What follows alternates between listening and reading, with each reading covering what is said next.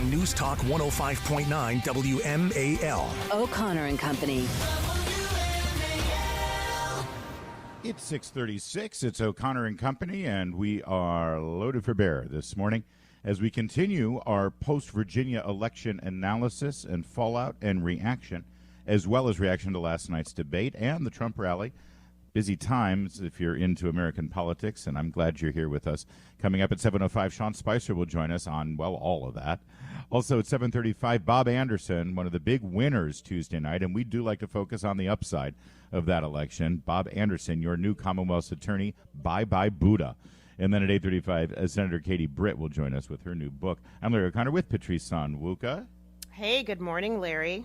Rare Thursday appearance from Patrice. I know. I do it once in a while. We do. I mean, listen, there were a lot of disappointments Tuesday night. Yes. But there were a couple of great victories, and Geary Higgins is one of them. Of course, you know him as the former Loudoun County supervisor.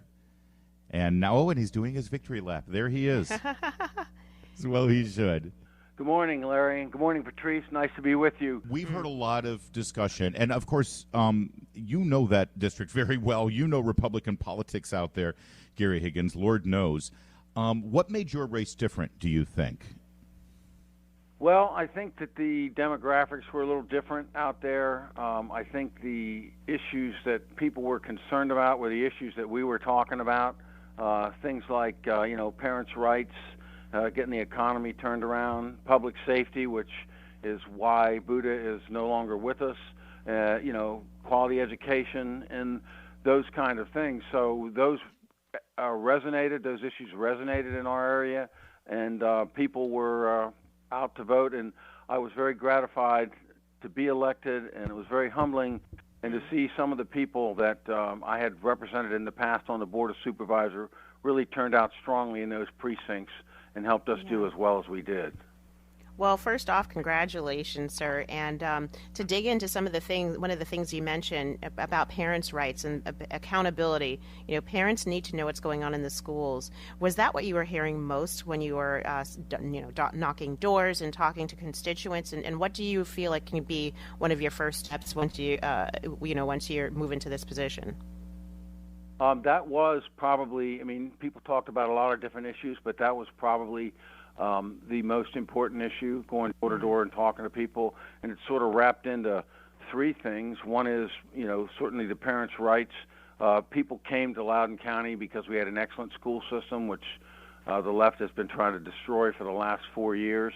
And then, also public safety. And so those were the things that parents talked a lot about. And another issue that's woven into that, which is part of the parents' rights issue, is the business with children and parents being in the loop on what's going on in the schools with children and the gender identity stuff. I had lots of folks want to talk about that and make sure that I was going to protect women and women's sports in Loudoun County. You talk about demographics of the 30th, and I hear that as the district, the actual district lines and redistricting. You look at it, we're talking about west of Leesburg all the way to the West Virginia border, and then down into Middleburg, close to, Front Royal, or just on the eastern side of Front Royal.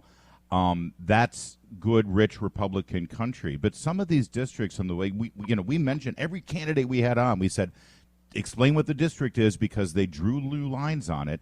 You look at Danica Rome, who won that Senate seat. In Prince William County, Danica Rome lost, but because they carved out just enough of Manassas City, Danica Rome won. These were insidious lines that were drawn. Now, your district worked for you, but I think a lot of the losses we saw on Tuesday had to do with that, had to do with all the fudging of the borders. Well, you got to know something else that was going on, too, and not just that race, but in my race. There was millions and millions of dollars dumped into these races from people out of state and from people out of the area. The gentleman I ran against, he had almost $2 million dumped into his race that we can see from the last report.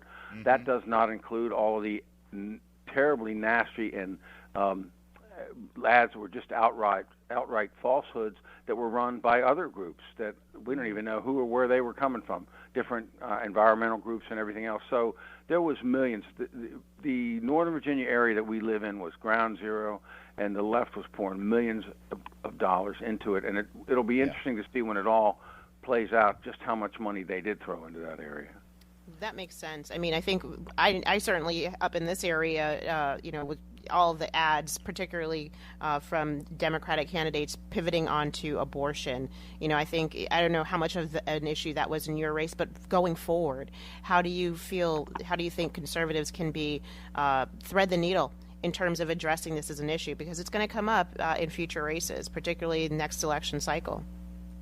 I agree. One of the things that our campaign did early on was get out front on where we stood on that issue, that we were supporting the governor's 15-week pain threshold bill so that they would not then be defining us as wanting to ban abortion and jail doctors and all this other madness that they talked about. But they drove that home in a lot of these areas, and people either didn't respond or didn't respond in time, and I think it made a difference. But we got out front. We put out 2 different mail pieces on that defining where I was. It was on the website, and I frankly didn't hear that much about it at the doors, and apparently the ads they were running didn't work either.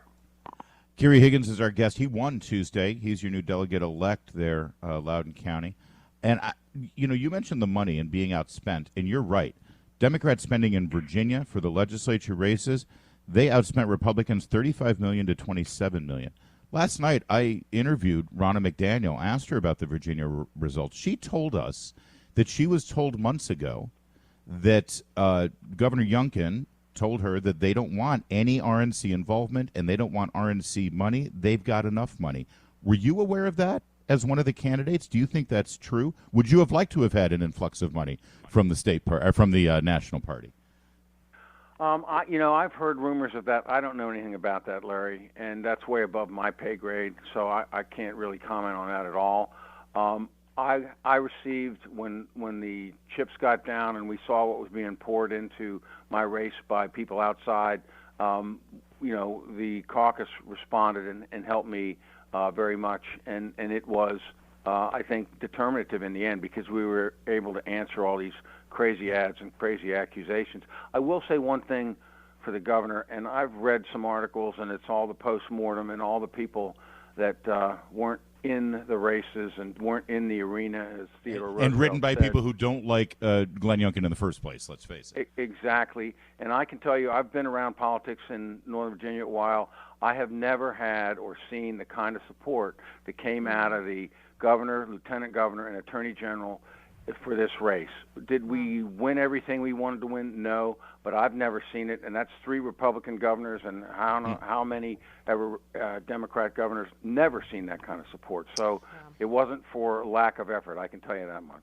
Geary Higgins, delegate-elect. Thank you so we'll much, look sir. forward to hearing from you as the legislative process begins in January. Don't forget us now when you go down to Richmond. I know you won't. Absolutely not. All right, thank you. Congratulations, sir. I said Loudoun County, by the way. Obviously, part of Fauquier County is also there, and I want to say it wasn't said enough on yesterday morning. Fauquier County held the line here. They held tight, they held firm, and they stayed right there with the Republicans. So they did a good job, Fauquier.